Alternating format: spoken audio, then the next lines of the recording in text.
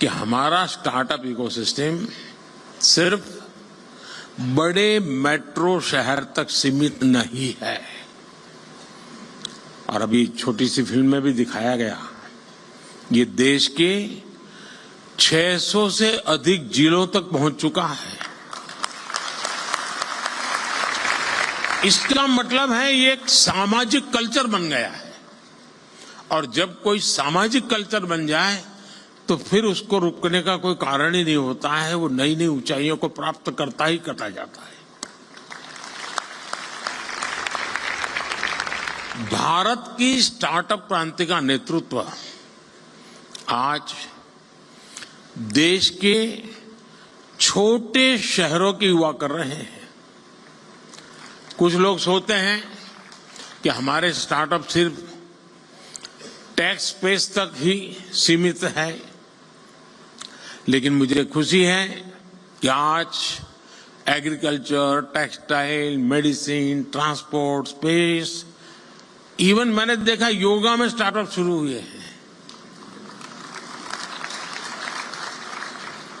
आयुर्वेद में स्टार्टअप शुरू हुआ है। और एक दो नहीं, मैं रुचि लेता हूं तो देखता रहता हूं।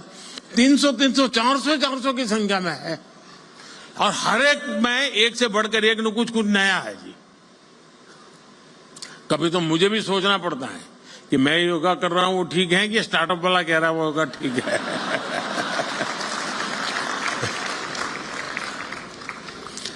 साथियों, स्पेस जैसे सेक्टर में जो कि हमने अभी कुछ ही समय पहले ओपन अप किया।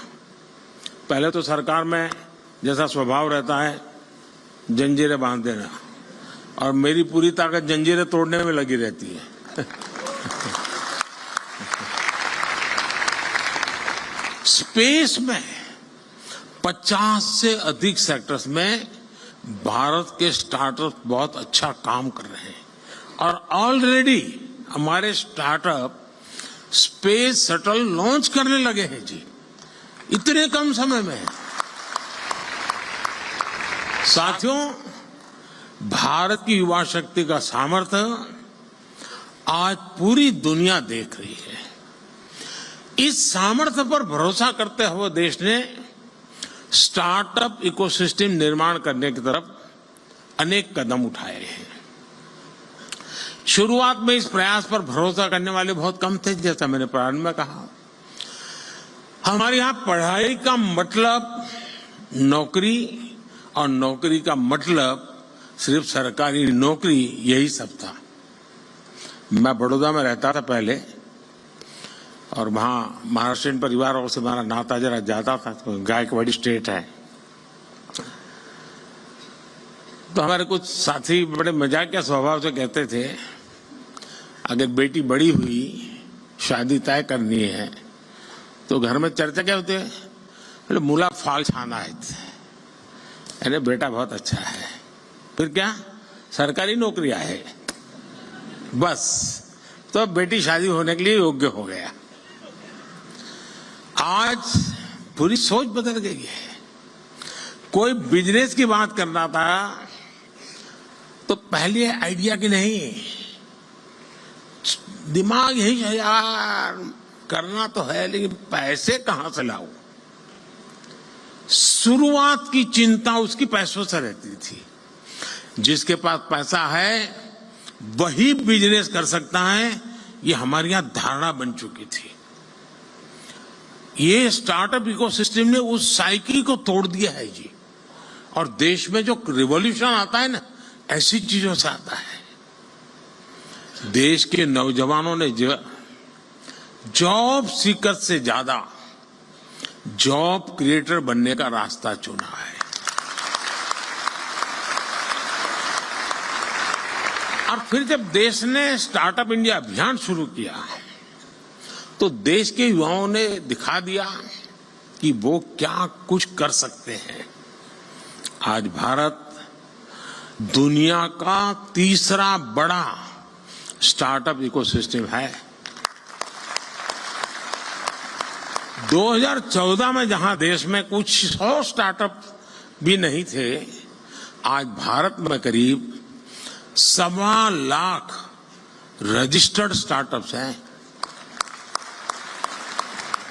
और इनसे करीब 12 लाख नौजवान सीधे तौर पर जुड़े हुए हैं। हमारे पास 110 से ज्यादा यूनिकॉर्न्स हैं।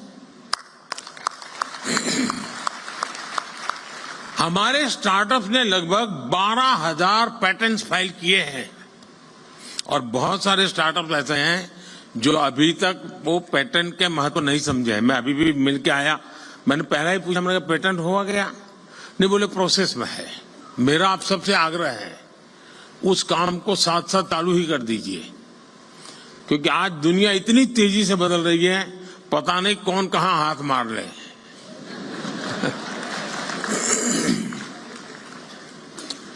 और देश ने कैसे इनकी हैंड होल्डिंग की है उसका एक और उदाहरण है जेम पोर्टल। यहां पर उसकी व्यवस्था है, आप देख सकते हैं।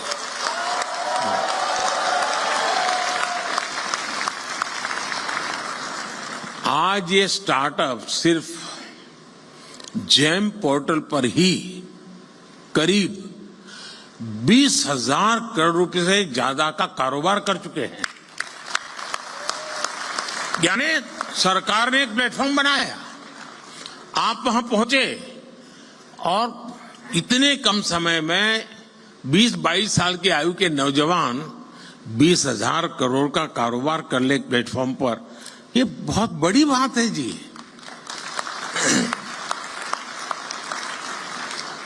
आप सभी इस बात के गवाह हैं कि आज का युवा अब डॉक्टर, इंजीनियर के साथ साथ एक इनोवेटर बनने का सपना, अपने स्टार्टअप का सपना भी देखने लगा है।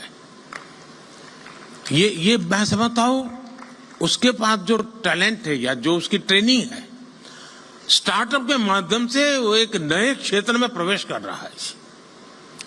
आज मैं देखता हूं कि कैसे युवा अपने स्टार्टअप के दम पर अलग अलग सेक्टर्स में छाए हुए हैं। और मुझे तो पक्का विश्वास है कि 2019 का जब चुनाव आएगा ना, उस समय कम से कम 1,000 स्टार्टअप ऐसे होंगे जिसकी सेवाएं पॉलिटिकल पार्टियां लेती होंगी।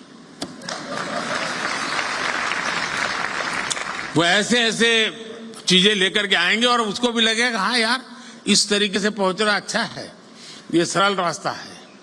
यानी कहने का मेरा तात्पर्य है कि हर क्षेत्र में, चाहे वो सेवा का क्षेत्र हो, कम्युनिकेशन का क्षेत्र हो, नौजवान नए आइडिया लेकर के आते हैं, कम से कम रिक्वायरमेंट के साथ वो परफॉर्म करने लग जाते हैं। और मैं मानता हूं इसी ने इसकी ताकत बहुत बढ़ाई है। मैंने देखा आज जो ट्रेडिशनल खान पान की चीजें हैं उसमें बिजनेस में आगे बढ़ रहा है। कोई मेडिकल के इक्विपमेंट इस प्रकार से बना रहे हैं कि भाई आपको आसानी से आप अपना देख सकते हैं।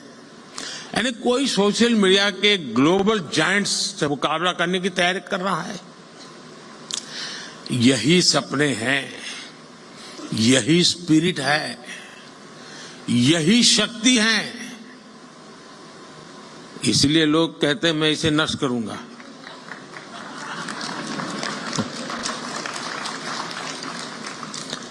एक तरह से मैं कह सकता हूं कि कुछ वर्ष पहले देश ने पॉलिसी प्लेटफॉर्म पर जो स्टार्टअप लॉन्च किया था वो सफलता की नई ऊंचाइयों को छू रहा है। साथियों, स्टार्टअप्स को देश के डिजिटल इंडिया अभियान से जो मदद मिली है, और मैं मानता हूं कि यूनिवर्सिटीज ने इसे केस स्टडी के रूप में स्टडी करना चाहिए। वो अपने आप में एक बहुत बड़ा इंस्पिरेशन है। हमारे फिनटेक स्टार्टअप्स को यूपीआई से बहुत बड़ी मदद मिली है। भारत में ऐसे इनोवेटिव प्रोडक्ट्स और सर्विसेज तैयार हुई हैं जिससे देश के हर कोने में डिजिटल सुविधाओं का विस्तार हुआ है। और साथियों, आपको अंदाज नहीं है कि हम जहां हैं, हम रोजमर्रा की जिंदगी है तो हमें पता नहीं चलता है, लेकिन मैं G20 समिट के समय देखता था, हमने यहाँ एक बूथ लगाया था जहां पर अभी आपके एग्जीबिशन लगाया वहां G20 समिट में, और वहां यूपीआई कैसे काम करता है, हम 1,000 रुपया देते थे ताकि उनको ट्रायल रन करने के लिए काम आए।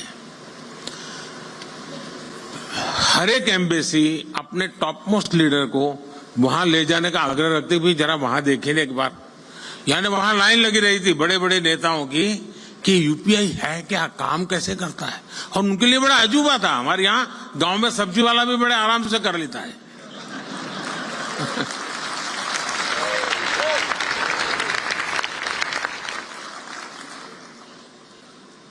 साथियों, इससे फाइनेंशियल इंक्लूजन को बल मिला है।